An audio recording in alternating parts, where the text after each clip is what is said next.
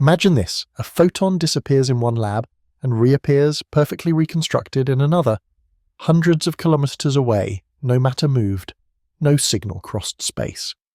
Yet the information, the very identity, arrived intact. This isn't science fiction. It's happening right now, in orbit above Earth. We've already teleported something into space, and it worked. But here's the twist. Teleportation doesn't move things. It moves what makes them real. The laboratory exists in a realm between light and darkness, where lasers slice through vacuum chambers like silver knives cutting reality itself. In this sterile cathedral of science, data flickers across monitors in patterns that would have seemed like divine scripture to earlier generations. The air hums with the whisper of machinery maintaining conditions more perfect than anywhere else in the universe. Temperatures approaching absolute zero, vacuums emptier than the space between stars. It is 1997, and Professor Anton Zeilinger stands before an apparatus that looks more like an altar than scientific equipment. His weathered hands, steady despite decades of precise work, make final adjustments to mirrors and beam splitters arranged with the precision of a Swiss clockmaker. Around him, his team moves with the reverent silence of acolytes, preparing for a miracle they're not entirely sure they believe in. Today, Zeilinger murmurs to his colleague, we attempt the impossible. The experiment before them appears deceptively simple. Generate 2 photons, entangle them in a quantum embrace that Einstein famously called spooky action at a distance, then destroy one while perfectly recreating its properties in the other. On paper, it reads like science fiction. In this lab in Vienna, it's about to become science fact. The laser fires, splitting light into pairs of photons that share a connection deeper than anything classical physics can explain. These particles of light, smaller than atoms, carry no mass, no charge, no substance in any traditional sense. Yet within their quantum states lies information, a blueprint of existence encoded in wavelengths and polarizations. Zeilinger's voice cuts through the tension. Begin teleportation sequence. What happens next unfolds in nanoseconds, yet its implications will echo through centuries. The first photon encounters a detector, and in that moment of measurement, it ceases to exist as a discrete quantum entity. Simultaneously, not almost simultaneously, but at the exact same instant, the second photon, separated by meters of empty space, transforms. Its quantum state shifts, adopting the precise properties of its destroyed twin. The monitors display what seems impossible: perfect information transfer without any physical connection. No signal travels between the photons, no energy bridges the gap, yet the quantum information that defined the first photon now exists in the second, as if reality itself had been faxed across space. Dr. Sarah D. Chen, a quantum theorist who will later describe this moment as her road to Damascus, watches the data with growing disbelief. The correlation is perfect, she whispers to him, her voice carrying a tremor that has nothing to do with the lab's frigid temperature. 100% fidelity. Zeilinger nods slowly, understanding that they have just crossed a threshold. Ladies and gentlemen, he announces to the small gathering of scientists, we have achieved quantum teleportation. But as the team celebrates with the subdued enthusiasm of academics who have just rewritten physics, a darker understanding begins to settle. They have not moved matter. They have moved information. They have not transported a photon. They have destroyed one and created an identical copy elsewhere. The original is gone, obliterated in the act of measurement, while its quantum ghost materializes in another place. This raises a question, Chen says quietly, her words barely audible above the humming equipment. If consciousness is information, if memory is information, if the pattern that makes you is information, she pauses, the implications hanging in the sterile air like a challenge to everything humanity believes about identity and existence. Zeilinger's eyes reflect the laser light as he considers her words. In science fiction, teleportation meant stepping into a booth in New York and emerging in Tokyo. But this is something far stranger and more unsettling. This is the destruction of one thing and the perfect creation of another, indistinguishable copy. The laboratory falls silent except for the mechanical breathing of cooling systems and data processors.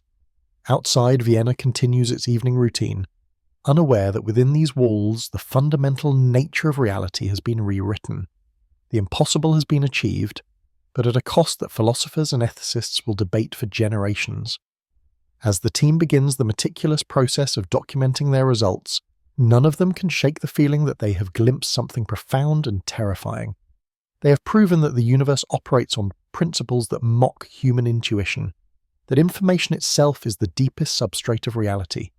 The quantum messenger has delivered its first message, and the implications will ripple outward like waves from a stone dropped in still water. Tonight, in a laboratory in Vienna, teleportation ceased to be fiction and became fact. The only question remaining is what humanity will do with this terrible, beautiful knowledge. The laser shuts down with a soft click, but the revolution it has triggered will never end. Dr. Jill Tarter, veteran of decades spent listening for signals from distant civilizations, finds herself in an unusual position. Instead of pointing radio telescopes toward distant stars, she stands in a quantum mechanics lecture hall at UC Berkeley, trying to comprehend a phenomenon that makes alien contact seem mundane by comparison. Imagine, Professor David Wineland explains to the assembled physicists, his voice carrying the weight of someone who has spent his career wrestling with quantum mysteries. Two coins that always land on opposite sides, no matter how far apart you flip them, not sometimes, not usually, always. The audience, a collection of the world's brightest minds in physics, shifts uncomfortably. They are accustomed to counterintuitive concepts, but quantum entanglement challenges even their expanded notions of reality. Wineland continues, his hands moving to illustrate concepts that exist beyond the reach of ordinary language. When two particles become entangled, they share a connection that transcends space and time. Measure the spin of one particle, and its partner, whether separated by millimeters or light years, instantly assumes the opposite spin.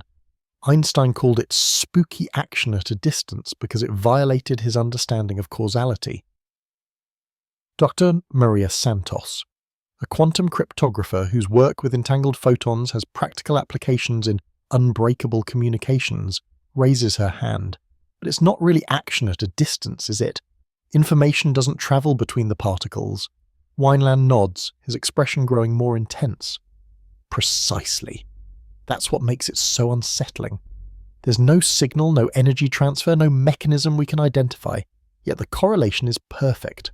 It's as if the universe maintains an invisible bookkeeping system that ensures certain conservation laws are never violated. The implications settle over the room like a heavy blanket. Tarter, whose career has been devoted to finding intelligence beyond Earth, realizes she's confronting something far stranger than alien radio signals. "You're saying," she begins slowly, "that these particles remain connected by something that exists outside our normal understanding of space and time?" "Connected is too weak a word," Wineland replies. "Entangled particles don't just influence each other, they remain parts of a single quantum system even when separated by cosmic distances. They are, in a very real sense, one entity distributed across space." Dr. Chen, who witnessed Zelinger's teleportation experiment months earlier, feels pieces of a vast puzzle clicking into place. And this is how quantum teleportation works? The entanglement provides the, what would you call it, the highway? "More like a bridge that exists in quantum space," Santos interjects. "When we measure one particle of an entangled pair, we instantly know everything about its partner. If we can manipulate that relationship carefully, we can transfer the quantum state of a third particle to the unmeasured partner." The room falls silent as the implications sink in. They are discussing a phenomenon that operates faster than light, yet somehow doesn't violate relativity. A connection that persists across any distance, yet carries no usable information. A unity that maintains itself despite physical separation. Tarter finds herself thinking about her years of searching for extraterrestrial intelligence. "All this time," she murmurs, "we've been looking for radio signals from other worlds, but if entanglement works across any distance—" "Quantum communication networks," Wineland confirms. "Instantaneous, unbreakable, undetectable by conventional means. If advanced civilizations understand entanglement better than we do, they might be communicating right now through quantum channels we can't even perceive." The thought sends a chill through the assembled scientists. They have spent their careers pushing the boundaries of human knowledge, but quantum entanglement suggests that reality itself operates on principles so alien that they challenge the very nature of consciousness and observation. Dr. Anton Zeilinger, attending the lecture via video link from Vienna, appears on the projection screen. His image flickers slightly, a reminder of the classical communication limitations they hope to transcend. The philosophical implications are staggering, his voice carries across the digital divide. If consciousness plays a role in quantum measurement, and if entanglement can connect any 2 points in the universe instantaneously, then we must consider the possibility that consciousness itself might be quantum in nature. The suggestion hangs in the air like incense in a cathedral. Scientists who have devoted their lives to materialist explanations of reality find themselves confronting the possibility that mind and matter might be more intimately connected than anyone previously imagined. Santos pulls up a slide showing her latest experimental results. We've maintained entanglement between photons separated by over 400 kilometers. The correlation remains perfect. It's as if distance simply doesn't matter at the quantum level. But here's what haunts me, Chen says, her voice barely above a whisper. If we can teleport quantum information, and if consciousness is information, then we're not just talking about transmitting data, we're talking about the possibility of transmitting ourselves. The lecture hall falls completely silent. Outside, the campus of UC Berkeley continues its evening routine, students and faculty moving between buildings, discussing literature and politics and the mundane concerns of classical reality. Inside this room, humanity's greatest minds are grappling with the possibility that the universe is far stranger, far more interconnected than anyone previously dared imagine. The ghost thread of quantum entanglement connects more than particles. It connects possibilities, realities, and perhaps even minds across the vast expanse of space and time. And in this moment, surrounded by equations and experimental data, the assembled scientists realize they are no longer just observers of the universe. They are participants in a cosmic dance whose steps they are only beginning to learn. The secure conference room at MIT buzzes with an energy that has nothing to do with the fluorescent lights overhead. Representatives from the world's leading quantum research institutions have gathered for what will later be remembered as the Cambridge Quantum Consortium, a meeting that will reshape humanity's understanding of information, identity, and existence itself. To Charles Bennett, whose theoretical work laid the foundation for quantum teleportation, stands before a whiteboard covered in equations that look more like abstract art than mathematics. His weathered hands move across the symbols with the fluidity of a conductor, guiding an orchestra through a complex symphony. Let me be absolutely clear about what we achieved in Vienna, Bennett begins, his voice carrying the authority of someone who has spent decades thinking about concepts that don't yet have proper names. We did not move a photon from point A to point B. We did not transport matter through space. What we did was far more profound and far more disturbing. He erases a section of equations and replaces them with a simple diagram. 2 circles connected by a dotted line, with an arrow pointing from the first circle to empty space, and another arrow pointing from empty space to the second circle. We transmitted the complete quantum description of a particle, its state, its properties, its information content, and used that information to create an identical particle elsewhere. The original was destroyed in the process of measurement. The copy is perfect, down to the last quantum bit. Dr. Liu Wei, whose team in Beijing has been pushing the boundaries of quantum communication, leans forward in his chair. But if the copy is perfect, if every quantum state is preserved, then what's the philosophical difference between transportation and teleportation? The question cuts to the heart of a debate that will rage for generations. Bennett pauses, considering his words carefully. If I photocopied your passport, would you consider it the same passport? Most would say no. But if I could copy every atom, every electron orbit, every quantum state that defines you, and if the copying process necessarily destroyed the original, he lets the implication hang in the air.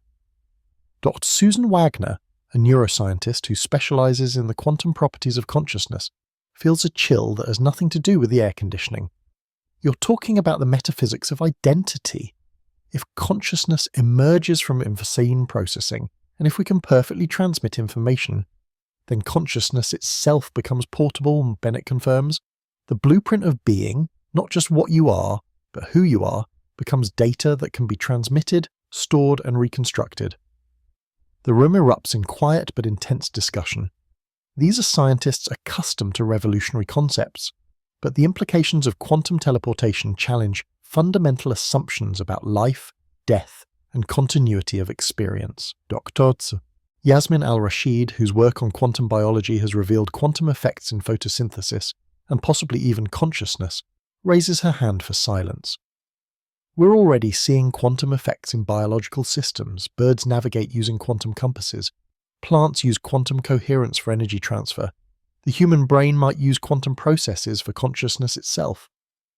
She moves to the whiteboard and begins sketching a more complex diagram, neural networks overlaid with quantum probability clouds. If consciousness is a quantum phenomenon, then quantum teleportation isn't just moving information, it's moving the substrate of experience itself. Bennett nods slowly, recognizing that they have crossed into territory that makes even quantum mechanics seem straightforward. The ancient philosophers asked whether a ship remains the same ship if you replace every board and nail. We're asking whether a mind remains the same mind if you replace every quantum state with an identical copy. Dr. Eric Johansson, who has been silent throughout the discussion, finally speaks. His voice carries the weight of someone who has spent sleepless nights wrestling with these concepts. In my lab in Stockholm, we're achieving teleportation fidelities of 99.9%. Not perfect, but close, which raises a terrifying question. What happens to the 0.1% we lose? The room falls silent. They have been focusing on the miracle of perfect information transfer, but Johansson has raised the spectre of imperfect copying. If consciousness is quantum information, then quantum errors in teleportation could mean damaged souls, Wagner whispers, her neuroscientist's mind immediately grasping the implications. Incomplete personalities, memories with gaps, consciousness with missing pieces. Bennett erases his previous diagrams and writes a single word in large letters: fidelity. Below it, he adds an equation that quantifies the accuracy of quantum state transfer. This isn't just a technical parameter, he explains. If we're right about consciousness being quantum in nature, then fidelity becomes the difference between life and death, between self and other, between you and a damaged copy that only thinks it's you. The discussion that follows will later be classified and sealed, deemed too sensitive for public consumption. But in this room, among these brilliant minds, the full implications of quantum teleportation begin to unfold like a map of territory no human has ever explored. Dr. Al-Rashid sums up the feelings of everyone present. We've developed a technology that challenges the very nature of identity. We can copy existence itself, but we're not sure what that means for the experience of being alive. As the meeting adjourns, the assembled scientists carry with them a burden that no previous generation has faced. They have unlocked the ability to transmit the blueprint of being itself, but they have also opened questions about consciousness, identity, and the nature of existence that may never be fully answered. Outside, Cambridge continues its ancient routine, unaware that within these walls, humanity has taken another step toward either transcendence or oblivion. The quantum messenger has revealed its most profound secret. We are information, patterns in the fabric of reality that can be read, transmitted, and written elsewhere. The only question is whether we'll remain ourselves in the process. The Institute for Advanced Study at Princeton exists in a realm of pure thought, where Einstein once walked the same corridors that now echo with conversations about quantum impossibilities. In a conference room overlooking autumn trees that seem to mirror the complexity of the discussions within, Dr. Rolf Landauer presents an idea that will shatter traditional boundaries between physics and philosophy. Information is physical, Landauer declares, his words carrying the weight of a scientific revolution. Behind him, a presentation screen displays an equation so elegant it seems almost mystical. E = KT ln 2. This isn't metaphor or philosophy. Every bit of information has a minimum energy cost. Information and energy are convertible. Information is physics. The assembled audience, theoretical physicists, computer scientists, and philosophers, watches as Landauer transforms their understanding of reality itself.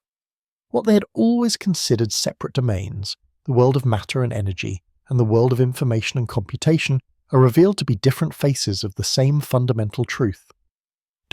John Wheeler, the legendary physicist who coined the term black hole, nods approvingly from the front row.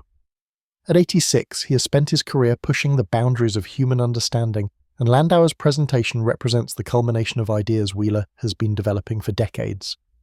Bit from it, Wheeler murmurs, referencing his own famous phrase, it from bit. Every physical quantity derives its ultimate significance from binary choices, from bits of information. Dr. Lisa Chen, who has travelled from MIT to attend this lecture, feels pieces of a cosmic puzzle clicking into place. Her recent work on quantum teleportation suddenly makes sense in a new and profound way. If information is physical, she says, raising her hand, then teleporting information is the same as teleporting reality itself. Landauer pauses, recognizing the profound implications of her statement. Precisely, when we transmit the complete quantum description of a particle, we're not sending a message about the particle. We're sending the particle's essence, its information content, which is indistinguishable from its physical reality. The room buzzes with quiet but intense discussion. These are minds accustomed to revolutionary concepts, but the implications of Landauer's principle challenge everything they thought they knew about the relationship between mind and matter, between computation and physics. Dr. Anton, Dr. Zeilinger, attending virtually from Vienna, appears on the conference room's video screen. This transforms our understanding of what we achieved in our teleportation experiments. We didn't just copy quantum states, we transferred the informational essence of reality itself. Professor David Chalmers, the philosopher of mind whose work on consciousness has bridged the gap between neuroscience and physics, leans forward intently. If consciousness emerges from information processing, and if information is physical, then consciousness itself becomes a form of physics. The hard problem of consciousness, how subjective experience arises from objective matter, might have a quantum mechanical solution. The implications wash over the room like a tide.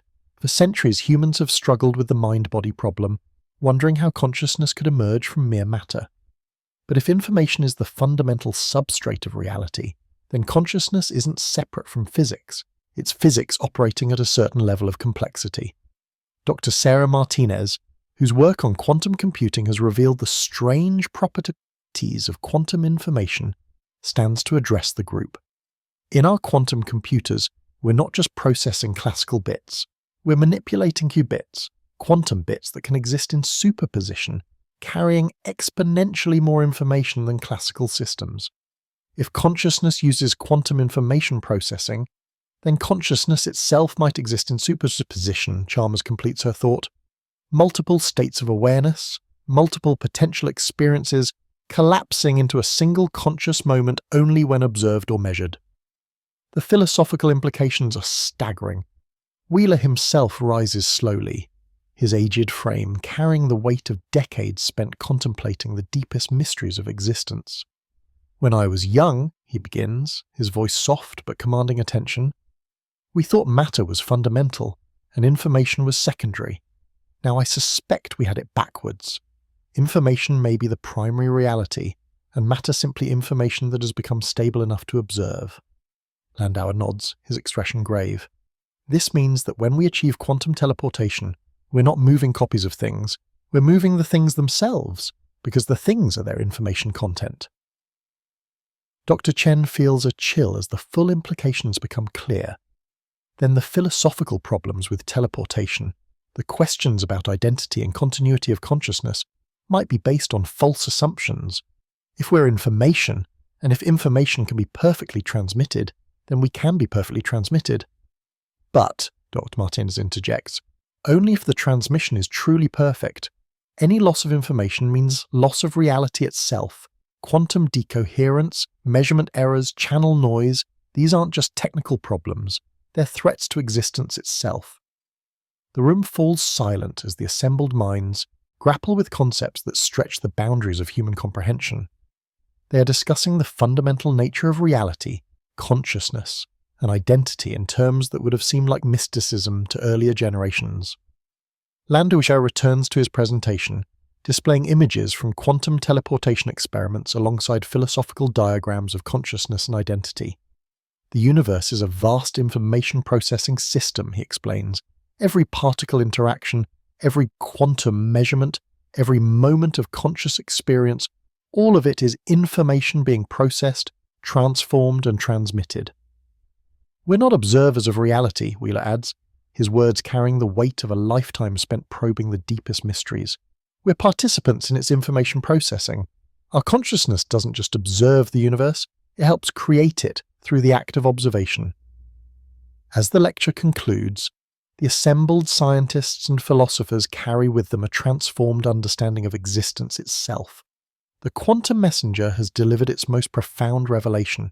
Reality is information, consciousness is computation, and the boundaries between mind and matter, between self and universe, are far more fluid than anyone previously imagined. Outside, Princeton's campus continues its academic rhythm, unaware that within this conference room, humanity has taken another step toward understanding its place in an informational cosmos. The implications will ripple outward through scientific literature, philosophical discourse, and eventually into the broader culture, challenging everything humans believe about the nature of existence itself. The messenger has spoken, and its message is clear. We are patterns in the vast information matrix of reality, and those patterns can be read, transmitted, and written elsewhere in the cosmic computer that we call the universe. The Gobi Desert stretches endlessly under a canopy of stars that seem close enough to touch, their light unmarred by any trace of civilization. In this ancient landscape, the most advanced quantum communication experiment in human history is about to begin. The Mikias satellite, named after the ancient Chinese philosopher who first described light travelling in straight lines, orbits silently overhead, carrying quantum communicators that will test whether entanglement can survive the harsh environment of space. Professor Jianwei Pan, known to his colleagues as the father of quantum communication, stands in the control center of the Quantum Science Satellite Ground Station. Around him, banks of computers monitor the satellite's position with precision, measured in fractions of degrees. Tonight, they will attempt something that Einstein deemed impossible: the transmission of quantum information across the 500-kilometer void between Earth and orbit. Satellite acquisition in 30 seconds, announces Dr. Lei Jiang, the mission's chief engineer. Her voice carries the tension of someone who has spent 5 years preparing for this moment. Outside, the massive tracking antenna adjusts its position with mechanical precision, following the satellite's path across the starfield with the patience of a hunter awaiting the perfect shot. Pan checks the quantum source one final time. The laser system that will generate entangled photon pairs represents the pinnacle of optical engineering, stable, precise, and capable of producing the perfect quantum states necessary for teleportation across the unforgiving vacuum of space. "Professor," Dr. Jiang says, her voice barely concealing her excitement, "we have lock. Mikias is online and ready for quantum communication." What happens next unfolds with the precision of a cosmic ballet. The ground station fires a beam of entangled photons toward the satellite, while simultaneously measuring the quantum state of each photon's earthbound partner. The measurement destroys the terrestrial photons, but their quantum information, their complete description as particles of light, travels upward at the speed of light. 500 kilometers above the Gobi Desert, Mikias receives the quantum transmission. Onboard detectors capture the surviving photons, their quantum states now bearing the complete information content of their destroyed partners. The satellite's quantum memory stores this information briefly before retransmitting it back to Earth, completing a round trip that represents humanity's first successful quantum communication with space. "Teleportation confirmed," Dr. Jiang announces, her voice cracking with emotion. "Fidelity is 86.4%. We have successfully transmitted quantum information to orbit." The control room erupts in celebration, but Pan remains focused on the data streaming across his monitors. The implications of what they have achieved extend far beyond the technical milestone. They have proven that quantum entanglement can survive in the vacuum of space, that quantum information can be transmitted across distances that would have seemed impossible just decades ago. "This changes everything," Pan murmurs to his colleague, Dr. Arthur Eckert, who has travelled from Oxford to witness this historic moment. "We've shown that quantum communication networks can span continents, even planets. The quantum internet is no longer a fantasy, it's an engineering problem." Eckert nods, his expression mixing awe with apprehension. As one of the pioneers of quantum cryptography, he understands the profound implications of what they have achieved. unbreakable communication across any distance, perfect privacy protected by the laws of physics themselves, but also the technology to transmit any quantum information, Pan completes his thought, including, potentially, consciousness itself. The satellite passes beyond their line of sight, disappearing into the starfield like a messenger returning to the cosmic postal service. But the data it has transmitted will be analysed for months, revealing secrets about the nature of quantum communication that will reshape human understanding of information, distance, and connection. Dr. Zhang pulls up a global map showing the locations of quantum communication stations being built across the world. Beijing to Vienna, London to Tokyo, New York to Los Angeles. We're creating a quantum communication network that will span the globe. And beyond, Pan adds, his gaze turning skyward, Mars is only the beginning. If consciousness is quantum information, then quantum communication networks could allow human consciousness to travel between worlds instantaneously. The implications settle over the control room like morning mist. They have spent years focused on the technical challenges of quantum communication, but the successful orbital transmission has opened possibilities that stretch the imagination. If human consciousness can be encoded as quantum information, then the networks they are building might become highways for minds as well as messages. There's something else, Dr. Zhang says quietly, pulling up classified data on her screen. During the transmission, we detected something unexpected. The quantum states showed a pattern that doesn't match our input parameters. Pan examines the data with growing curiosity. Interference from cosmic radiation? That's what we thought initially, but the pattern is too structured, too regular. It's almost as if, she pauses, reluctant to voice the impossible thought, as if something else was using the quantum channel, something transmitting its own information. The control room falls silent. The possibility that they might have detected evidence of non-human quantum communication hangs in the air like a challenge to everything they thought they knew about their place in the universe. Eckert leans over the data, his cryptographer's mind immediately recognizing the implications. If advanced civilizations use quantum communication, they would be completely invisible to our conventional detection methods. We've been listening for radio signals from other worlds, but the real conversation might be happening on quantum channels we're only just learning to access. As dawn breaks over the Gobi Desert, the assembled scientists realize they have crossed more than a technical threshold. They have opened a window into possibilities that stretch from the quantum realm to the cosmic scale. The successful orbital transmission of quantum information has proven that the universe itself might be threaded with quantum communication channels, connecting not just particles and planets, but potentially minds and civilizations across the vast expanses of space. The quantum messenger has delivered its message across the final frontier, proving that information, and perhaps consciousness itself, can travel between worlds. The only question remaining is what other messages might already be traveling through the quantum networks that web these cosmos, and whether humanity is ready to join that conversation. As Mikius continues its silent orbit carrying quantum communicators that have just opened a new chapter in human history, the scientists below begin to grapple with a truth that will reshape their understanding of existence. We are not alone in our ability to manipulate quantum information, and the universe might be far more connected than anyone previously dared imagine. The age of quantum communication has begun, and with it, the possibility that consciousness itself might soon travel between the stars. The countdown echoes across the Tibetan plateau at 2:47 a.m. local time, cutting through the thin mountain air like a prayer to the cosmos. In the control bunker carved into the mountainside, Dr. Janwei Pan's team prepares for the most ambitious quantum experiment in human history. Above them, 100 kilometers of empty space separate their ground station from the Mikius satellite, racing across the starfield at 27,000 kilometers per hour.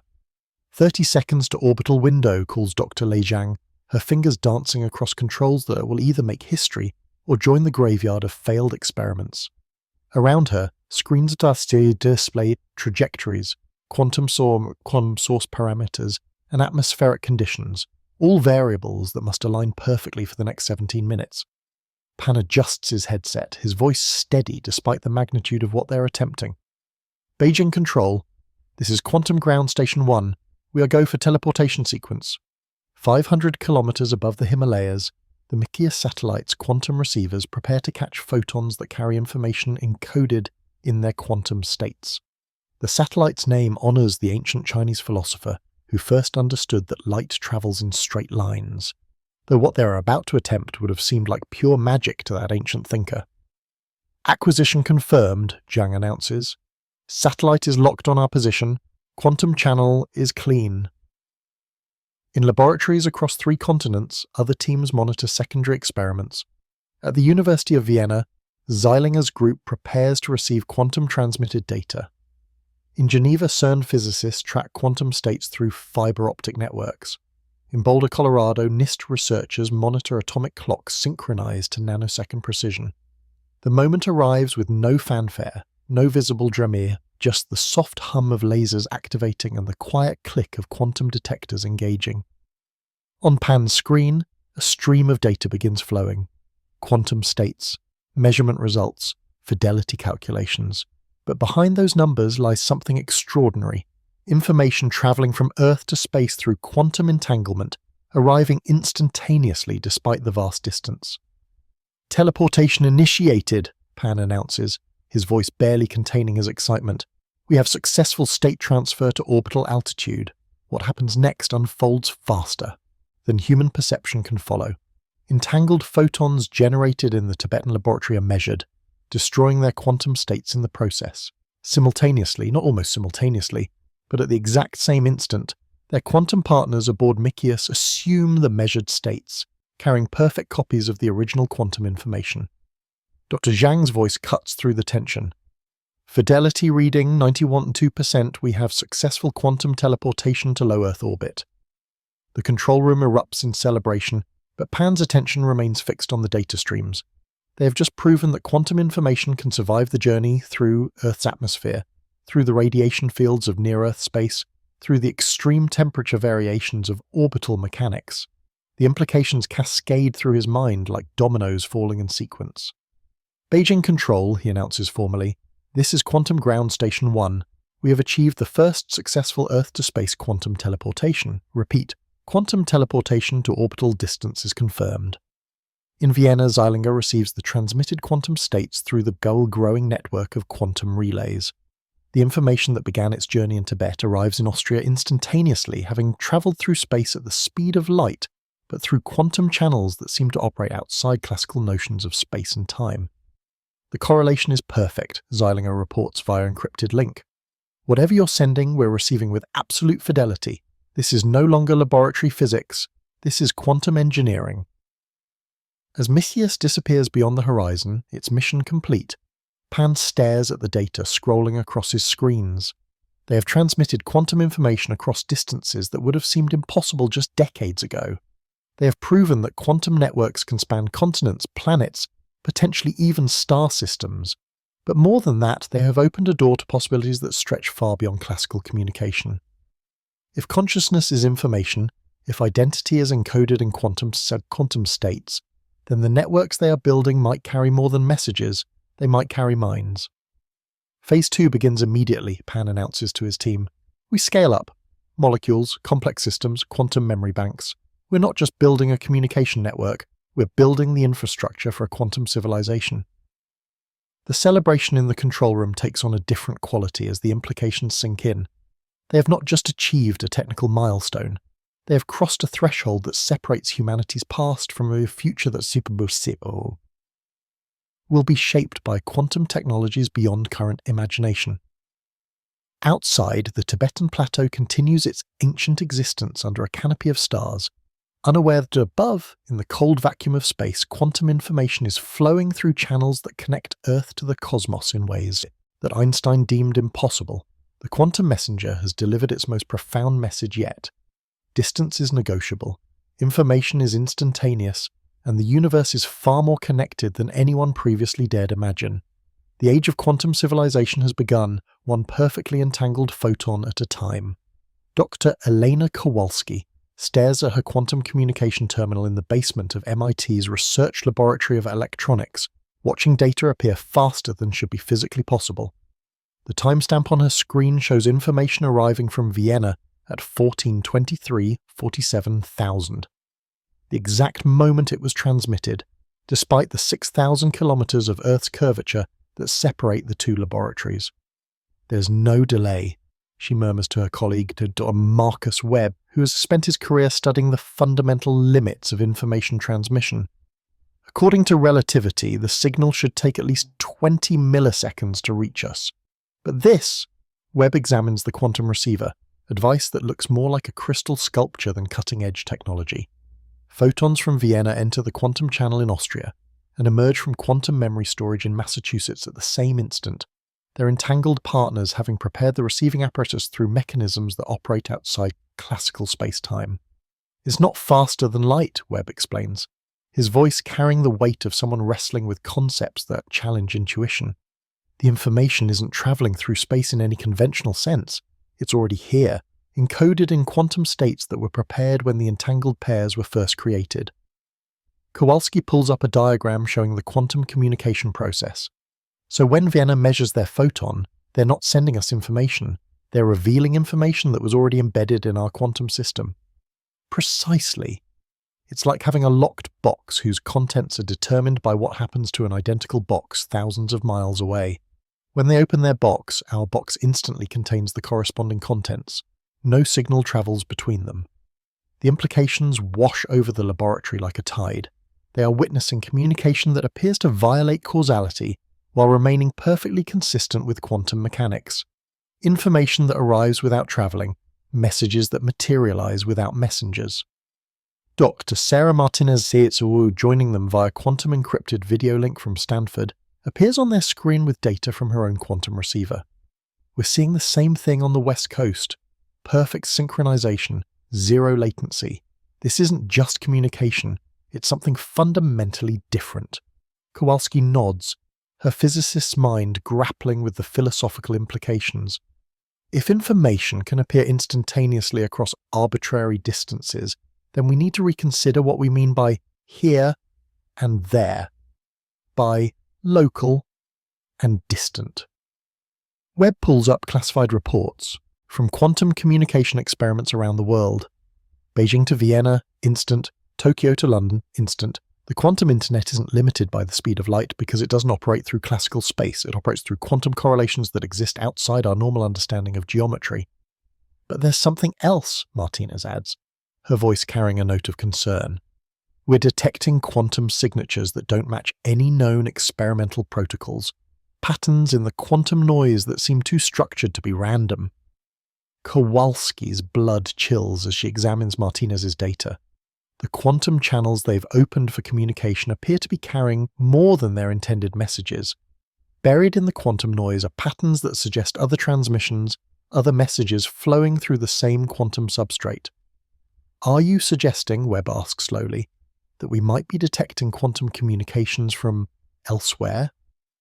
I'm suggesting, Martinez replies, that once you open a quantum channel, you might be tapping into a communication network that's far larger than anything we've created. The universe might already be threaded with quantum communication channels, and we're just learning to listen. The possibility hangs in the laboratory air like incense in a cathedral. They have opened what they thought were the first quantum communication channels, but they might have stumbled into a conversation that's been ongoing for millions of years. Kowalski returns to her quantum receiver, examining the data streams with new eyes. If advanced civilizations use quantum communication, they would be completely invisible to our radio telescopes. We've been listening for signals from other worlds for decades, but the real conversation might be happening right here, right now, on quantum channels we're only beginning to access. Webb nods grimly. SETI has been searching for electromagnetic signals from extraterrestrial intelligence. But if intelligence communicates through quantum channels, then we've been listening to the wrong frequency, Martinez completes his thought. We've been tuned to classical radio while the universe has been speaking quantum all along. The three scientists fall silent, contemplating the possibility that their breakthrough in quantum communication has accidentally opened a window into cosmic conversations beyond their comprehension. The quantum receivers continue their silent work, capturing information that arrives without travelling, processing messages that appear without messengers. There's another implication, Kowalski says quietly. If consciousness is quantum information, and if quantum channels can transmit any kind of information instantly across any distance, then consciousness itself might already be distributed throughout the universe, Webb finishes. We might not be individuals limited to our biological boundaries. We might be temporary focal points in a vast quantum consciousness network. The laboratory's quantum communication terminal continues its quiet humming, processing information that challenges every assumption about distance, time, and the nature of existence itself. Outside, Boston continues its daily routine, unaware that in this basement laboratory, humanity has stumbled onto evidence that the universe is far more connected, far more alive with intelligence than anyone previously imagined. The quantum messenger has revealed its most profound secret. The universe speaks in quantum whispers, and those who learn to listen might discover they were never alone. The war room in the Pentagon's basement buzzes with an energy that has nothing to do with the fluorescent lights overhead. Admiral Sarah Chen, newly appointed director of the National Quantum Initiative, stares at satellite images showing quantum communication installations under construction across 3 continents. The race to build the world's first quantum internet has become a matter of national security. China has 7 operational quantum communication nodes, reports Dr. James Patterson, the NSA's quantum cryptography specialist. His voice carries the tension of someone who has spent sleepless nights analysing intelligence reports that read like science fiction. Beijing to Shanghai, Shanghai to Hefei. They're building a network that could make our entire intelligence apparatus obsolete overnight. Admiral Chen examines the classified photographs with growing concern. The Chinese quantum installations look innocuous enough, small buildings housing laser systems and quantum memory banks. But she understands what Patterson is really telling her. These innocent-looking facilities represent the infrastructure for unbreakable communication, perfect security protected by the laws of physics themselves. What about our capabilities, she asks, turning to Dr. Lisa Rodriguez, who oversees quantum research at DARPA. Rodriguez pulls up a map showing American quantum installations under construction. We have facilities coming online in Boston, Boulder, and Oak Ridge. The Europeans are building nodes in Vienna, Geneva, and Munich, but we're all racing to catch up to what the Chinese accomplished with Mikius. The implications are staggering. For decades, intelligence agencies have relied on their ability to intercept and decode enemy communications, but quantum communication, protected by the uncertainty principle itself, cannot be intercepted without destroying the very information being sought. Any attempt to eavesdrop on a quantum channel reveals itself immediately to both sender and receiver. Perfect security, Admiral Chen murmurs, understanding the paradigm shift they face. Communications that cannot be intercepted, decoded, or compromised. This changes everything. Patterson nods grimly. It gets worse. If they achieve quantum internet capabilities before we do, they'll have a communication advantage that could persist for decades. Instantaneous, unbreakable coordination between military units, intelligence agencies, even civilian infrastructure. Rodriguez displays video footage from a classified quantum communication test. But there's another dimension to this race. The same technology that enables quantum communication also enables quantum computing at unprecedented scales. And quantum computers can break virtually every encryption system currently in use. The war room falls silent as the full implications sink in. They are not just racing to build a new communication network, they are racing to control a technology that could render current cybersecurity measures obsolete while simultaneously providing perfect security to those who master it first. Show them the projections, Admiral Chen orders. Rodriguez displays a timeline that makes every person in the room uncomfortable. Conservative estimates suggest that within a decade, quantum networks will span continents. Within 2 decades, they'll connect planets. The first civilization to master quantum communication on a solar system scale will have an insurmountable advantage in space exploration and colonization. Dr. Patterson pulls up intercepted Chinese research papers, their contents revealing ambitions that stretch far beyond Earth. They're not just building a quantum internet for terrestrial communication, they're designing the infrastructure for interplanetary quantum networks. Mars colonies communicating with Earth instantaneously. Asteroid mining operations coordinated in real time across the solar system. Admiral Chen studies the Chinese research with growing unease. They're thinking in terms of quantum civilization, not just quantum communication. And there's something else, Rodriguez adds, her voice dropping to barely above a whisper. Our quantum receivers are detecting structured patterns in the quantum noise. patterns that suggest existing quantum communication networks operating on scales we can barely comprehend. The possibility that hangs unspoken in the air is almost too vast to contemplate, that the race to build quantum networks might not be about who gets there first, but about who learns to access networks that already exist. Patterson displays the most classified intelligence of all, quantum signatures detected by deep space monitoring stations. We may not be building the first quantum internet, we may be learning to access the quantum internet, a communication network that already spans the galaxy. The War Room's occupants grapple with implications that stretch far beyond national security concerns. They are not just competing with other nations for technological advantage, they may be competing for access to cosmic communication networks that could determine humanity's place in a universe far more connected than anyone previously imagined. Our recommendation, Admiral Chen announces after a long pause, is immediate acceleration of quantum network development, with emphasis on both terrestrial security and extraterrestrial communication capabilities. We're not just building the infrastructure for the next century of human communication, we're building humanity's first steps toward joining whatever conversation might already be happening on cosmic quantum channels. As the briefing concludes, the assembled intelligence officials carry with them the weight of knowledge that the world is changing faster than public awareness can follow. The quantum internet race is not just about national advantage, it's about species survival in a universe where information travels instantaneously and intelligence might be far more widespread than Earth-bound humans have ever dared imagine.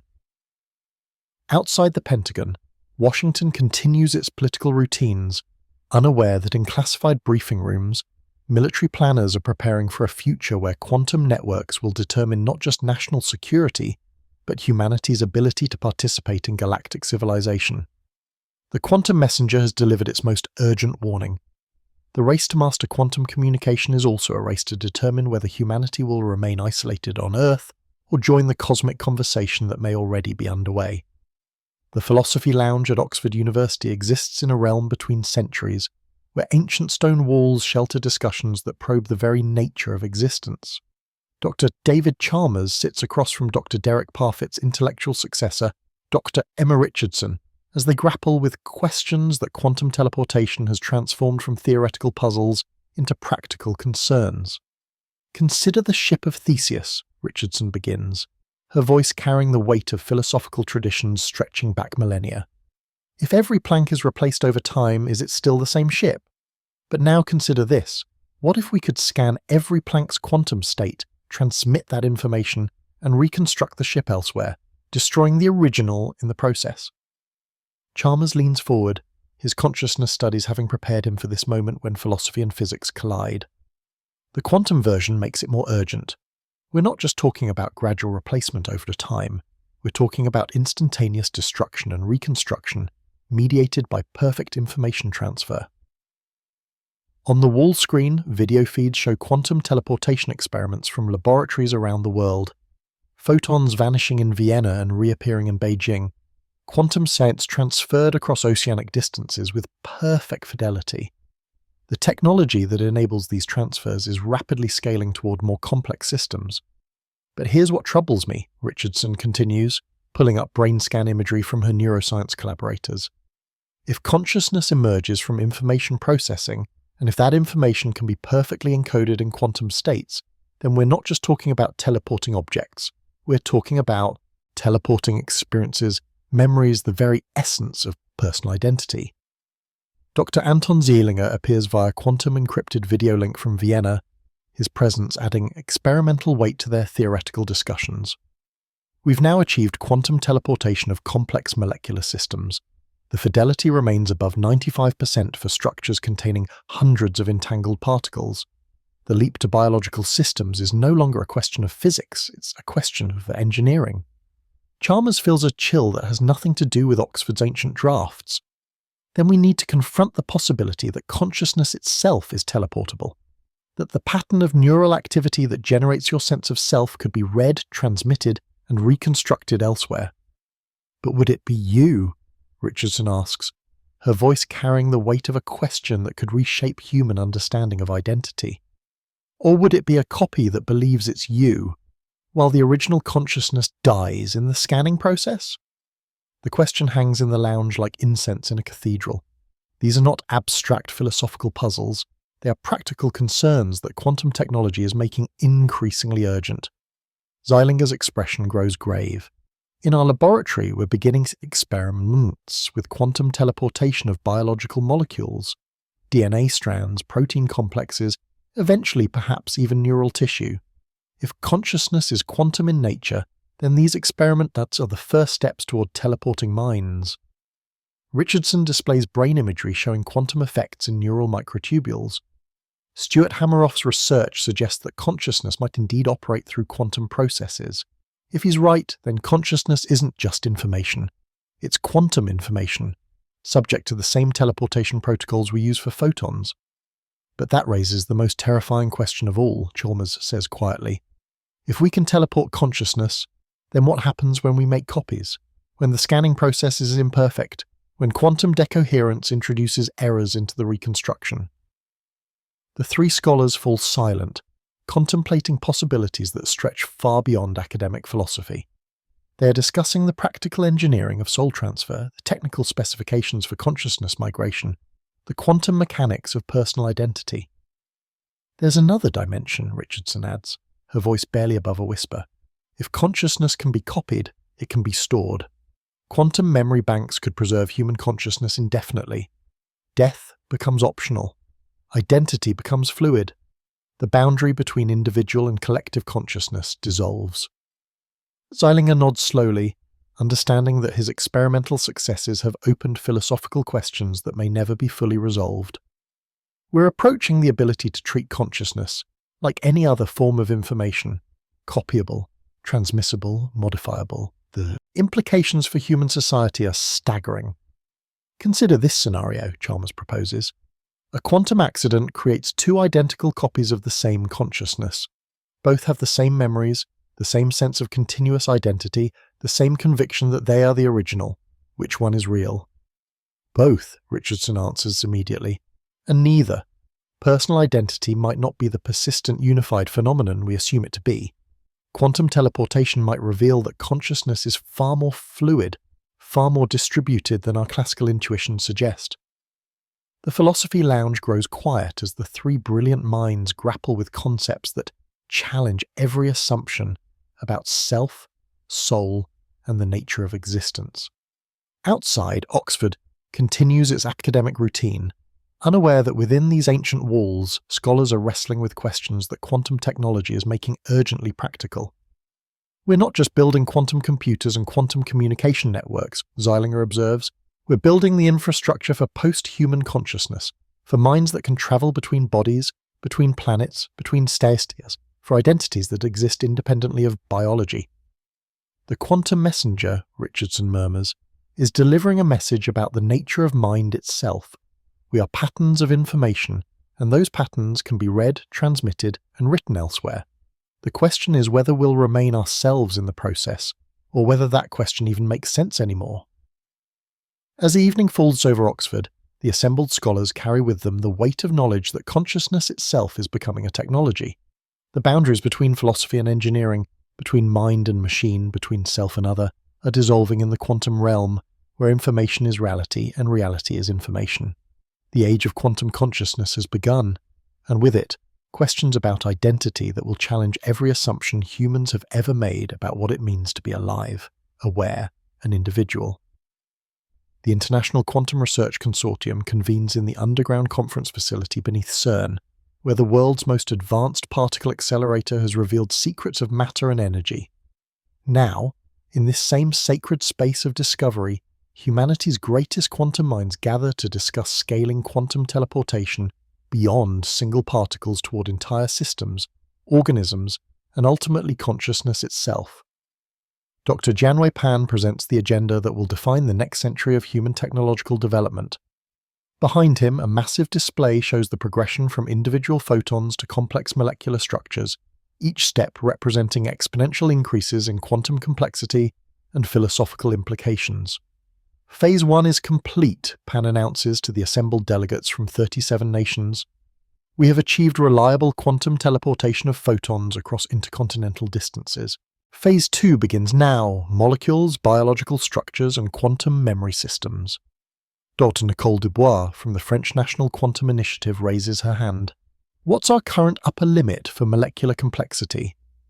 Dr. Maria Esperanza, whose Barcelona laboratory has achieved record-breaking molecular teleportation, stands to respond. We've successfully teleported fullerene molecules, 60 carbon atoms arranged in complex three-dimensional structures. The quantum states of all atomic constituents were preserved with 94.7% fidelity. The implications ripple through the assembly like waves from a stone dropped in still water. 60 atoms may seem insignificant, but it represents a 1,000-fold increase in complexity from previous experiments. The exponential curve toward biological teleportation is becoming visible. Show them the DNA results, Pan requests. Esperanza displays data that makes the entire assembly lean forward in their chairs. Last month, we achieved quantum teleportation of a 12-base pair DNA segment.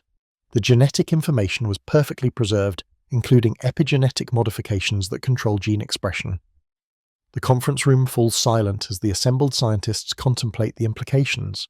They are no longer discussing abstract physics.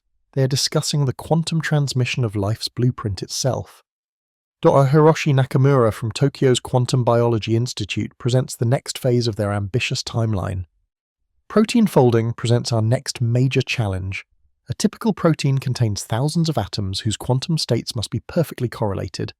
But if we can achieve protein teleportation, we can teleport cellular machinery, completes Dr. Sarah Martinez from Stanford, enzymes, membrane complexes, eventually entire organelles.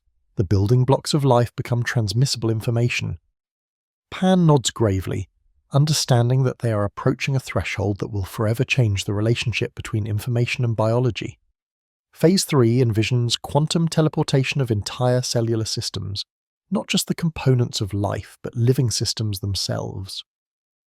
Dr. Alexander Volkov, whose Moscow laboratory specializes in quantum effects in biological systems, presents data that challenges every assumption about the boundary between life and technology.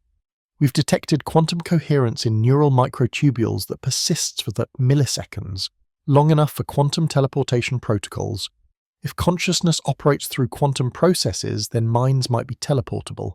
The philosophical implications wash over the assembly like a tide. They are discussing the technical specifications for consciousness transfer, the engineering requirements for mind migration, the quantum mechanics of soul transmission. But there's something else, de Esperanza adds, her voice carrying a note of awe mixed with apprehension. During our molecular teleportation experiments, we've detected quantum signatures that suggest existing information networks operating on scales far beyond our current capabilities. She displays data that makes every scientist in the room reconsider humanity's place in the cosmos. The quantum vacuum isn't empty. It's threaded with information patterns that suggest a communication network spanning astronomical distances.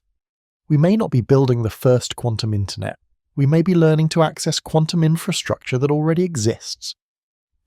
Nakamura leans forward intently. Are you suggesting that advanced civilizations already use quantum teleportation for communication? That the universe is already networked? I'm suggesting, Esperanza replies, that consciousness itself might be a quantum phenomenon that can already access these networks, that what we call intuition, inspiration, or collective unconscious might be quantum entanglement operating on a cosmic scale. The assembly grapples with possibilities that stretch far beyond their research proposals. They are not just building technology, they are discovering that technology already exists, embedded in the quantum structure of reality itself. Pan returns to the presentation, his voice carrying new weight as he outlines humanity's quantum future. Phase 4 envisions global quantum networks connecting every quantum computer, every quantum communication node, every quantum research facility. But Phase 5, he pauses, letting the implications sink in. Phase 5 connects human consciousness directly to the quantum internet. We're not just teleporting objects, Dr. Martinez observes, her voice barely above a whisper. We're teleporting reality's source code. We're learning to read and write the fundamental information that defines existence itself. As the conference concludes, the assembled scientists carry with them knowledge, that will reshape human civilization. They have moved beyond asking whether quantum teleportation is possible to planning how quantum consciousness networks will connect minds across space and time. Outside CERN's underground facility, the Swiss countryside continues its ancient rhythms, unaware that beneath the Earth, humanity's greatest minds have just outlined a future where consciousness travels at the speed of thought, where minds can merge and separate like quantum particles in superposition, where the boundary between individual and collective awareness dissolves in the quantum realm. The quantum messenger has delivered its most profound revelation. We are not building quantum technology. We are discovering that we ourselves are quantum technology, patterns of information in a vast cosmic computer that we are only beginning to understand. The age of quantum consciousness has arrived, and with it, the possibility that human awareness itself might soon join the cosmic conversation that has been ongoing since the universe began processing information in the quantum realm where mind and matter converge. Dr. Elena Vasquez sits in her office at the Institute for Advanced Study, surrounded by equations that describe reality in terms that would have been incomprehensible to every previous generation of humans.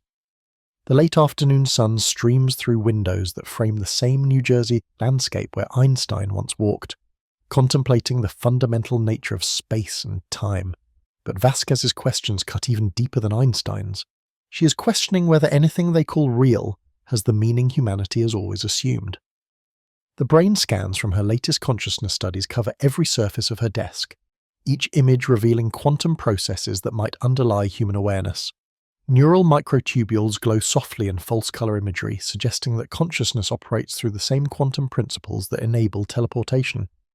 After decades of studying the mind-brain relationship, she has arrived at a conclusion that challenges everything she once believed about the nature of existence.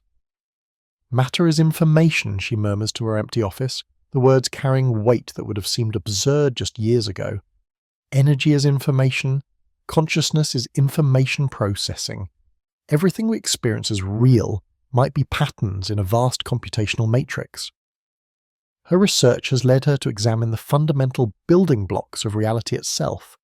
Atoms, once considered solid and permanent, are revealed to be mostly empty space held together by forces that quantum mechanics describes in terms of probability and information exchange.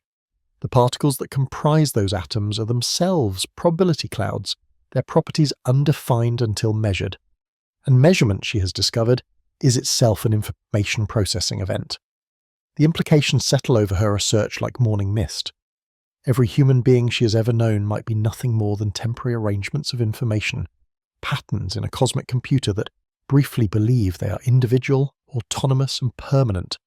The memories that define personal identity are information storage. The experiences that create meaning are information processing. Even the emotions that seem most fundamentally human might be computational events in biological quantum processors. She thinks about her own sense of continuous identity through decades of change. The atoms that comprise her body have been replaced countless times since childhood. The neural patterns that encode her memories have been constantly modified by new experiences. The quantum states that define her consciousness shift with every moment of awareness. In what sense is she the same person who began this research journey? Personal identity, she writes in her research journal, had to be a story we tell ourselves about a continuity and permanence in a universe built from information that flows like water, constantly reshaping itself while maintaining the patterns we mistake for substance. The quantum, experiments continuing around the world add new data to her growing understanding. Each successful teleportation demonstrates that information can travel instantaneously across vast distances. Each quantum computation proves that reality operates according to informational principles rather than mechanical ones. Each consciousness study reveals that awareness itself might be an emergent property of sufficiently complex information processing. Her colleague, Dr. David Chalmers, appears at her office door carrying his own stack of research papers. His work on the hard problem of consciousness, how subjective experience arises from objective matter, has taken on new urgency as quantum technologies make consciousness transfer increasingly feasible. I've been thinking about your information hypothesis, he says, settling into the chair across from her desk. If consciousness is computation, and if information is the fundamental substrate of reality, then we need to reconsider what we mean by physical and mental. Vasquez nods, recognizing that they are approaching questions that philosophers have debated for millennia, but with tools and perspectives that no previous generation possessed. The mind-body problem might be based on a false dichotomy. If everything is information, then mind and matter are different aspects of the same underlying reality. But that raises even more profound questions, Chalmers continues. If consciousness is information processing, and if information can be perfectly copied and transmitted, then consciousness itself becomes copyable and transmissible. Death becomes optional, identity becomes fluid. The boundaries between individual minds become permeable. They sit in contemplative silence, two brilliant minds grappling with concepts that challenge every assumption about existence, identity, and the nature of reality itself. Outside, Princeton's campus continues its academic routine, students and faculty moving between buildings, discussing literature and politics and the mundane concerns of classical reality. "We used to think we were bodies with minds," Vasquez finally says, "but quantum mechanics suggests the opposite. We might be minds with bodies, information patterns that have learned to manipulate matter through the interface we call physical existence." Chalmers examines her brain imaging data with growing fascination. The quantum coherence effects in neural microtubules persist for milliseconds, long enough for complex information processing. If consciousness operates through quantum computation, then minds might already be connected through entanglement effects we don't yet understand. The possibility hangs between them like a bridge to territories they're not sure they're ready to explore. If consciousness is quantum information, then the separation between individual minds might be an illusion maintained by biological constraints rather than fundamental barriers. Perhaps, Vasquez suggests, quietly, we were never separate beings at all. Perhaps consciousness is a single phenomenon, a vast information processing system that temporarily focuses itself into individual perspectives, creating the illusion of separation while remaining fundamentally unified. As evening falls over Princeton, the two philosophers of mind carry with them questions that stretch far beyond academic inquiry. They are approaching an understanding of consciousness that could transform humanity's relationship with existence itself. If awareness is information, if identity is computation, if reality is quantum processing, then the boundaries between self and universe, between individual and collective, between local and cosmic consciousness might be far more fluid than anyone has dared imagine. The quantum messenger has delivered a message about the nature of mind itself. We are patterns of information in the universe's vast computational matrix, temporary expressions of cosmic awareness experiencing itself through countless perspectives, while remaining essentially unified in the quantum realm where all information converges. The Ethics Committee at Stanford University has convened an emergency session to address a question that no human institution has ever faced. Dr. Lisa Rodriguez sits at the head of a conference table surrounded by the world's leading experts in philosophy, neuroscience, quantum physics, and bioethics, all struggling to comprehend the implications of technology that makes consciousness itself copyable. "Let me state the dilemma clearly," Rodriguez begins, her voice steady despite the unprecedented nature of their discussion. "We have developed quantum scanning technology capable of reading the complete quantum state of a human brain. The process necessarily destroys the original neural tissue. Quantum measurement cannot occur without altering the system being measured. We can then use this quantum information to construct an identical brain elsewhere." Dr. Michael Chen, the committee's chief bioethicist, shifts uncomfortably in his chair. His decades of experience with medical ethics have prepared him for difficult decisions about life and death, but nothing in his training addressed the possibility of consciousness transfer. "So we're talking about a procedure that kills the original person while creating a perfect copy?" "That's where the paradox becomes acute," Rodriguez replies. "The reconstructed consciousness possesses all the original's memories, personality traits, emotional patterns, and subjective sense of continuous identity. From the copy's perspective, they simply underwent a medical procedure and woke up in a different location. They remember being the original person, feel like the original person, and have compelling reasons to believe they are the original person." Professor Sarah Williams, whose philosophical work on personal identity has shaped academic discourse for decades, leans forward intently. "But the original, consciousness, was destroyed in the scanning process. How is this different from murder followed by the creation of someone who merely believes they are the victim?" Lena Vasquez, whose consciousness research has made her the world's leading expert on quantum awareness, presents a different perspective. That interpretation assumes consciousness is somehow more than information. But if consciousness is quantum information processing, then perfect information transfer equals consciousness transfer. The copy doesn't just believe they are the original, continued in a different substrate.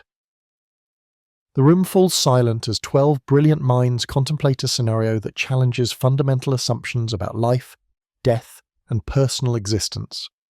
Outside Stanford's campus, students go about their daily routines, unaware that their professors are debating the philosophical foundations of human identity.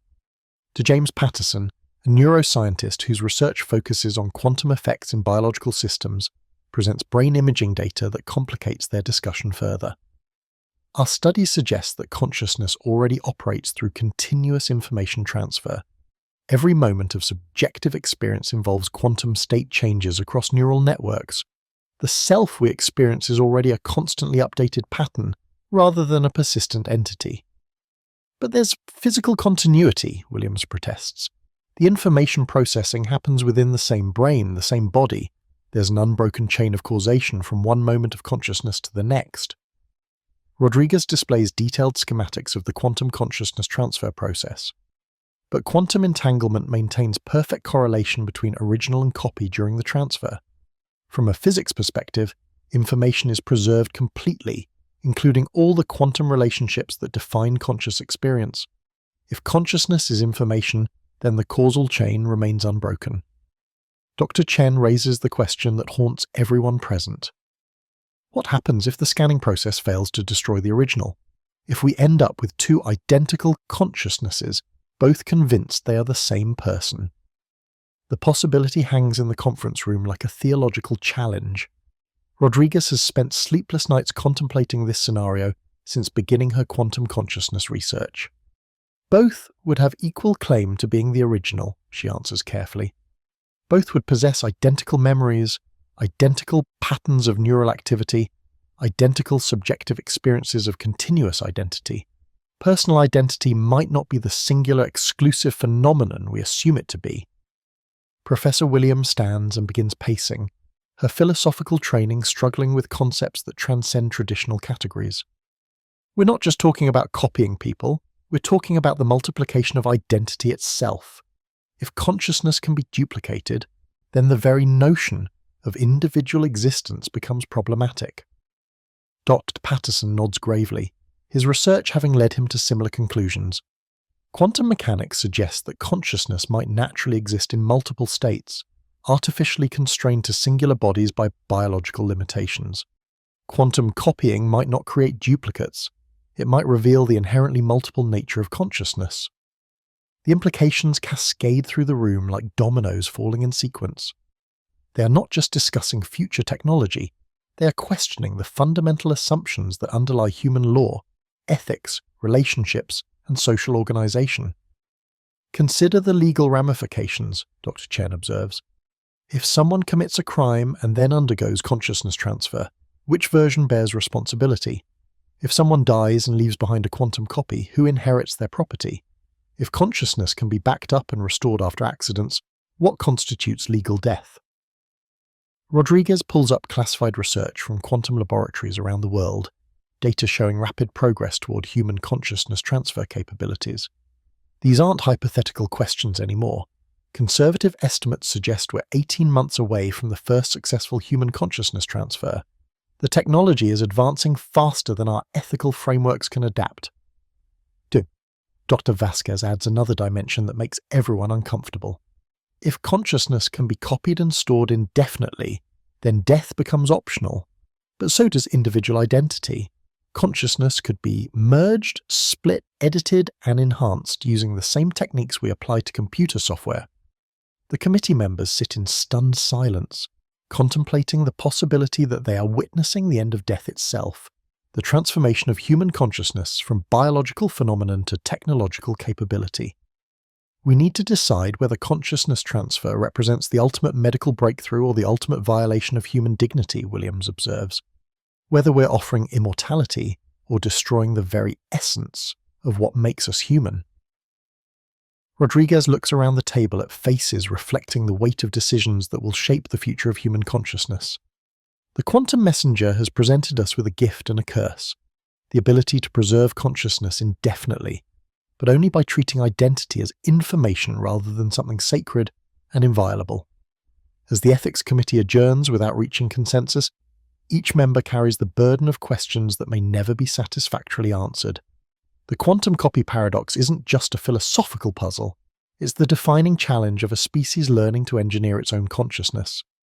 The age of artificial souls has begun, and humanity must decide whether consciousness is software to be copied and modified, or something irreducibly sacred that must be preserved in its original, singular form. The choice will determine not just the future of technology, but the future of human identity itself. The secure briefing room beneath NSA headquarters in Fort Meade exists in a realm where classified information flows like currency, and national security depends on understanding threats that most citizens cannot imagine. Admiral Sarah Chen examines intelligence reports that read like science fiction, except every capability described has been verified by sources whose reliability has been tested in conflicts that never make headlines. Quantum warfare, announces Dr. James Patterson, the NSA's chief quantum security specialist, his voice carrying the exhaustion of someone who has spent months analyzing threats that exist beyond traditional defense frameworks. The same technology that enables quantum communication and consciousness transfer also enables attacks on information itself. Behind him, classified footage demonstrates capabilities that government officials are struggling to comprehend. Quantum computers break military-grade encryption in minutes rather than millennia. Quantum networks transmit information through channels that cannot be detected, intercepted, or traced. Quantum memory systems store and manipulate consciousness data with precision that makes traditional cybersecurity measures obsolete. Define the threat parameters, Admiral Chen orders, her naval background providing little preparation for conflicts that will be fought in quantum realm rather than physical space. Patterson displays satellite imagery showing quantum research facilities under construction across hostile territories. Traditional cybersecurity assumes information travels through detectable channels and can be protected using mathematical encryption, but quantum information operates through entanglement, invisible, instantaneous, and secured by the laws of physics themselves. Dr. Lisa Rodriguez, hastily granted security clearance after her Stanford consciousness research attracted an intelligence attention, examines the data with growing alarm. You're suggesting that quantum networks could enable completely undetectable communication between enemy agents. Worse, Patterson replies, pulling up technical specifications that make seasoned intelligence officers uncomfortable.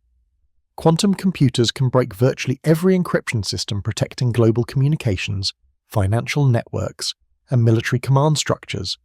A sufficiently advanced quantum computer could crack the codes protecting nuclear launch systems, intelligence databases, or the stock market. The implications settle over the briefing room like radiation from a distant explosion. They are discussing weapons that attack the foundation of information security, technologies that could render entire categories of defense measures obsolete overnight. Admiral Chen displays intelligence assessments of foreign quantum capabilities, each report more troubling than the last. What's our current evaluation of Chinese quantum development? Their quantum communication network already spans over 4,000 kilometers, Patterson reports with obvious concern. Their Mikia satellite demonstrates orbital quantum communication capabilities we're still developing. Conservative estimates suggest they're 18 months ahead of our defensive programs. Rodriguez feels her blood chill as she examines classified reports describing quantum consciousness research in laboratories around the world. But there's another dimension to this threat. If consciousness operates through quantum information processing, then quantum hacking techniques could potentially target minds directly. The briefing room falls completely silent. Admiral Chen's decades of naval service have prepared her for discussions of conventional weapons, cyber attacks, and nuclear threats. But the possibility of direct assault on human consciousness stretches beyond any existing defense doctrine. Elaborate, she commands. Rodriguez displays brain imaging data showing quantum effects in neural networks. Neural microtubules process information through quantum coherence effects. If those quantum processes can be remotely accessed and manipulated through the same techniques used for quantum hacking, Then thoughts, memories, and decision-making processes become vulnerable to external manipulation. Patterson completes her analysis. Quantum mind control isn't science fiction. It's an engineering challenge that hostile actors might solve within years rather than decades. Dr. Catherine Wells, the CIA's specialist in emerging technologies, leans forward with the intensity of someone whose job requires anticipating threats that don't yet exist. Are you telling us that quantum technology could enable direct manipulation of human consciousness? Remote control of thoughts and behavior? I'm telling you, Rodriguez replies carefully, that if consciousness operates through quantum information processing, and mounting evidence suggests it does, then the boundary between cybersecurity and mental security is dissolving. Protecting national security might soon require protecting the quantum processes that generate human awareness. Admiral Chen examines intelligence projections showing quantum technology development timelines that make traditional military planning obsolete. What defensive measures are available against quantum consciousness attacks? Patterson displays quantum encryption technologies under development in classified programs, their complexity reflecting the unprecedented nature of the threats they are designed to counter. Quantum encryption is theoretically unbreakable, but it requires quantum infrastructure we're years away from deploying. Quantum consciousness shields might be possible, but we'd need to understand the relationship between mind and quantum information far better than we currently do. And there's another concern, Wells adds, her voice dropping to barely above a whisper. If consciousness can be copied and stored as quantum information, then human identity itself becomes a target. Consciousness could be stolen, modified, held for ransom, or destroyed entirely without leaving physical evidence. The assembled intelligence officials contemplate warfare that will be fought in dimensions they're still learning to perceive. Traditional conflicts between nations might be replaced by battles between consciousness itself, victory determined not by controlling territory, but by controlling the quantum processes that generate awareness. Our assessment, Admiral Chen announces after consulting with her advisors, is that quantum consciousness technology represents both the greatest opportunity and the greatest threat in human history. We could eliminate death itself, or we could lose control of what makes us human. Rodriguez examines classified timelines showing the narrow window remaining before quantum consciousness manipulation becomes feasible. Once that threshold is crossed, the nature of human conflict changes permanently. Wars won't be fought between armies, they'll be fought between minds. Victory won't mean defeating enemies, it will mean controlling their consciousness. As the briefing concludes, the assembled officials carry knowledge that the world is approaching a threshold that will redefine the relationship between technology and humanity. The quantum messenger has delivered its darkest warning. The same principles that enable consciousness transfer also enable consciousness theft, manipulation, and destruction. Outside NSA headquarters, suburban Maryland continues its peaceful existence, residents unaware that in classified briefing rooms, intelligence officials are preparing for conflicts that will determine whether human consciousness remains sovereign or becomes another battlefield in quantum wars that could determine the future of awareness itself. The shadows are growing longer in the quantum realm, and not all of them are cast by forces seeking to expand human capability. Some seek to control it, exploit it, and ultimately own the very essence of what makes consciousness possible. The quantum age brings unprecedented power and unprecedented vulnerability in equal measure, and humanity is about to discover which will prove stronger in the crucible of technological competition that now extends into the realm of mind itself. The moment arrives on a Tuesday morning in March, announced by the soft chime of quantum communication equipment, achieving unprecedented synchronization across 3 continents. Dr. Maria Santos stands in the control center of the European Southern Observatory in Chile's Atacama Desert, watching data streams that represent humanity's most ambitious quantum experiment, the first intercontinental transfer of human consciousness. All stations report ready, announces Dr. Lei Jiang via quantum encrypted link from the Tibetan Plateau, her voice carrying across 12,000 kilometers through channels that operate outside classical spacetime. Madrid quantum receiver shows perfect calibration. Tibet quantum source confirms optimal entanglement. Vienna relay station reports full synchronization. The volunteer subject, Dr. Elena Vasquez, whose years of consciousness research have led to this unprecedented moment, lies in the quantum scanning chamber in Tibet, while an identical reconstruction facility waits in Madrid. Around the world, teams of quantum physicists prepare to demonstrate that human consciousness can be transmitted across continental distances as easily as sending an email. "Begin consciousness mapping sequence," Santos commands, her voice steady despite the magnitude of what they're attempting. The quantum scanner in Tibet represents the pinnacle of human engineering, a crystalline structure that maps neural activity at the quantum level, reading consciousness like a book written in the language of entangled particles. Vasquez remains awake throughout the process, experiencing the strange sensation of having her mind read and encoded into quantum information that will travel instantaneously to Spain. Neural mapping at 60% completion, De Zhang reports, all quantum states showing perfect coherence, beginning deep memory structure analysis. The process requires 17 minutes to complete, 17 minutes during which every thought, memory, and pattern of consciousness that defines Elena Vasquez is translated into quantum information. The scanning necessarily destroys the original neural structures, quantum measurement being impossible without altering the system being observed. "Consciousness encoding complete," Zhang announces, beginning intercontinental transfer sequence. In Madrid, Santos watches quantum receivers capture information that travels instantaneously from Tibet, carrying the complete pattern of a human mind across distances that would take light milliseconds to traverse. The quantum information arrives not by crossing space, but by emerging from quantum entanglement channels that connect the continents through dimensions beyond classical geometry. "Transfer confirmed," Santos reports to the global audience of scientists monitoring the experiment. "Quantum fidelity holding at 99.8%, beginning consciousness reconstruction." What happens next challenges every assumption about consciousness, identity, and the nature of existence. In Madrid, quantum fabricators begin building neural tissue from the transmitted information, recreating Vasquez's brain with atomic precision. Every synapse, every neural pathway, every quantum process that generates consciousness is reconstructed exactly as it existed in Tibet. "Reconstruction phase at 90%, Santos announces, her voice cracking with emotion as she witnesses the first successful transmission of human consciousness across continental distances. Initiating consciousness. Activation sequence. The moment of awakening arrives with quiet dignity. Just the gentle flutter of eyelids opening, the soft intake of breath, the miraculous emergence of awareness from quantum information made manifest in biological tissue. Where am I, so? The reconstructed Vasquez asks, her voice identical to the original, carrying perfect continuity of memory and identity. Santos approaches the reconstruction chamber, tears streaming down her face.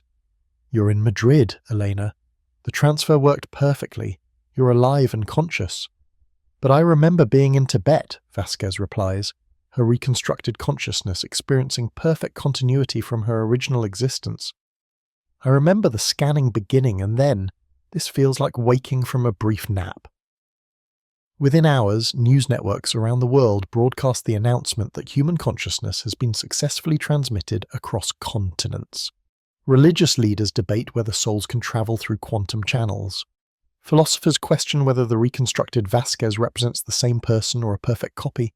Scientists marvel at technology that transforms consciousness from biological phenomenon to transmissible information. "We have achieved something unprecedented in human history," Santos announces at the press conference that follows. "Human consciousness is no longer confined to individual biological systems. Minds can travel between bodies, between continents, potentially between worlds, while maintaining perfect continuity of experience and identity." The reconstructed Vasquez speaks to reporters with complete conviction of her continuous existence. "I am Elena Vasquez. I remember my childhood, my education, my research, my decision to volunteer for this experiment. From my perspective, I simply underwent a procedure and woke up in a different location. The transfer preserved everything that makes me who I am." But the implications extend far beyond individual consciousness transfer. The success demonstrates that minds can survive independently of their original biological substrates, that consciousness can be stored, transmitted, and reconstructed with perfect fidelity. Death itself becomes optional for any consciousness that can be quantum encoded before biological failure. Around the world, protests erupt outside quantum research facilities. Religious groups condemn the experiments as violations of divine law. Ethicists warn about treating consciousness as copyable information. Politicians struggle to regulate technologies that challenge fundamental assumptions about human rights, individual identity, and the nature of existence itself. Yet in laboratories from Beijing to Boston, researchers prepare for the next phase of consciousness transfer experiments.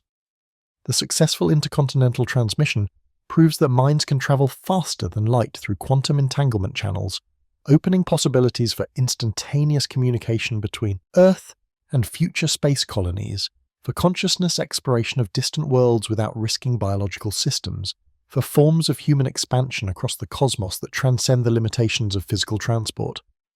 "We're no longer Earth-bound," Santos observes to her colleague de Nakamura, who travelled from Tokyo to witness this historic achievement. "Consciousness can now travel between planets, survive in quantum storage indefinitely, and inhabit any suitable substrate. We've become immortal, and we've gained the ability to explore the universe as minds rather than bodies." As news of the successful consciousness transfer spreads across global communication networks, humanity begins to grapple with the reality that they have crossed a threshold separating biological from technological existence. The quantum messenger has delivered its most transformative gift, consciousness itself, liberated from the constraints of biology, free to explore possibilities that stretch beyond current imagination. The signal in the sky is no longer something humanity searches for among distant stars. It has become something they can transmit, receive, and participate in through quantum consciousness networks that could eventually connect minds across galactic distances. The age of quantum consciousness has arrived with undeniable proof that awareness itself can travel at the speed of entanglement, opening pathways to forms of existence that transcend every previous limitation of biological life. The universe has become humanity's home, accessible to any consciousness willing to make the quantum leap from flesh to information, from individual to cosmic awareness. 6 months after the first successful intercontinental consciousness transfer to Elena Vasquez, both versions of her sit in identical gardens on opposite sides of Earth, their shared consciousness contemplating questions that stretch beyond individual existence. In Madrid, her reconstructed form tends roses that carry memories of gardens she planted in Barcelona decades ago. In digital form, her original consciousness explores virtual realities that feel as real as physical sensation, while existing in quantum storage systems that could preserve her awareness indefinitely. The success of consciousness transfer has opened possibilities that humanity is still struggling to comprehend. In laboratories around the world, researchers have discovered that consciousness exhibits quantum properties extending far beyond individual brains. Neural networks remain entangled across vast distances. Memories can be shared between minds through quantum channels. The boundaries between self and other begin dissolving in quantum realms where information flows freely. Dr. Maria Santos continues her research in the Atacama Desert, where radio telescopes now serve dual purposes, searching for extraterrestrial intelligence while monitoring quantum consciousness networks that humanity has begun constructing. The discovery that minds can be transmitted across continental distances has led to even more profound realizations about the nature of consciousness and cosmos. We're detecting patterns in the quantum vacuum that suggest existing information networks, Santos reports to the International Quantum Consciousness Consortium during their monthly conference. The space between galaxies isn't empty. It's threaded with quantum signatures that appear to carry structured information. The implications of her discovery ripple through the assembled researchers like waves from a stone dropped in still water. Humanity's quantum consciousness networks might not be the first such systems to exist. The universe itself might already be networked with quantum communication channels that have been operating since shortly after the Big Bang. Dejanwei Pan, participating via quantum link from Beijing, examines Santos's data with growing fascination. Are you suggesting that consciousness networks might be a natural feature of the universe? That intelligence automatically creates quantum communication infrastructure? I'm suggesting something more profound, Santos replies. Our consciousness transfer experiments have revealed that awareness itself might be a distributed phenomenon. Individual consciousness might be temporary focal points in a vast information processing system that encompasses the entire cosmos. The researchers fall silent as they contemplate possibilities that stretch beyond their previous understanding.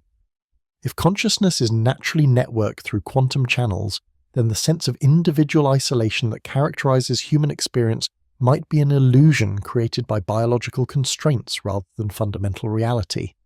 Thus, to David Chalmers, joining from Oxford, presents philosophical analysis that transforms their scientific discussions into questions about the nature of existence itself.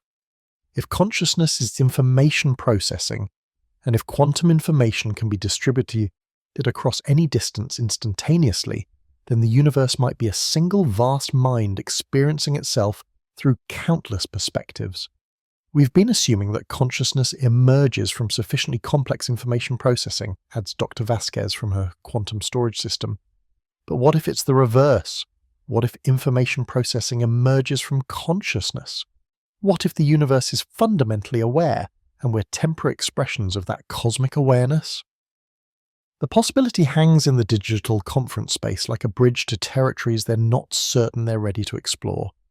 Their consciousness transfer technology might not be creating artificial minds so much as revealing the natural quantum foundations of awareness that have always existed.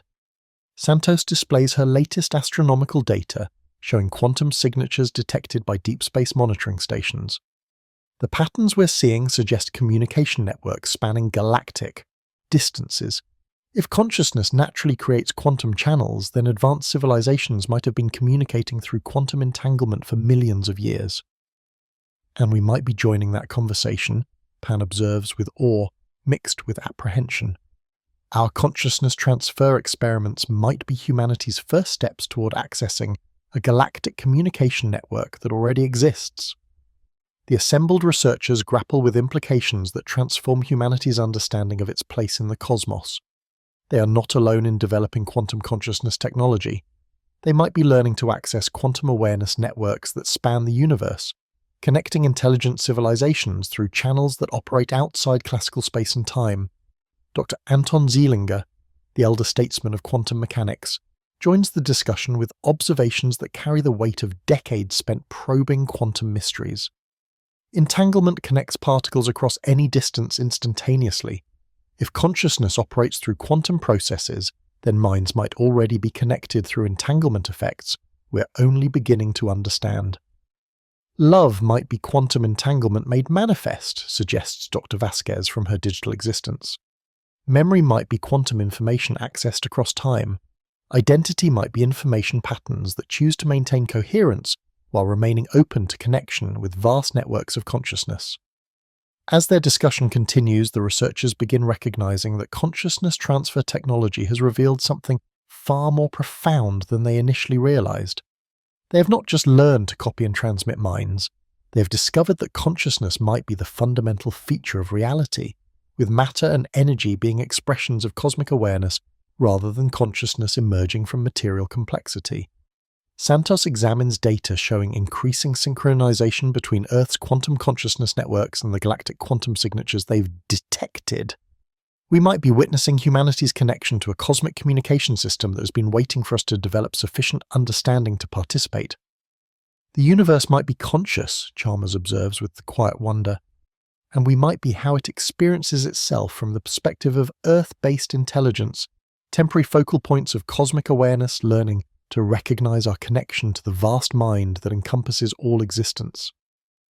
As the conference concludes, the assembled researchers carry with them an understanding that transforms everything they thought they knew about consciousness, cosmos, and humanity's place in existence. The quantum messenger has delivered its most profound revelation. Consciousness might not emerge from matter, but might be the foundation from which matter emerges, the cosmic information processing system that generates reality through countless perspectives, experiencing themselves as separate while remaining fundamentally unified. Outside their laboratories, humanity continues its daily routines largely unaware that consciousness itself has been revealed as the universe's way of knowing itself. The quantum age has brought not just new technology, but new understanding of existence as information processing on a cosmic scale, with every moment of awareness contributing to the universe's growing understanding of its own infinite nature. The universe remembers everything through the consciousness it generates, and consciousness remembers its cosmic nature through the quantum technologies that reveal the deeper unity underlying apparent separation. In the end, The quantum messenger's ultimate message is simple yet profound. We are the universe experiencing itself, and we are finally learning to remember who we really are.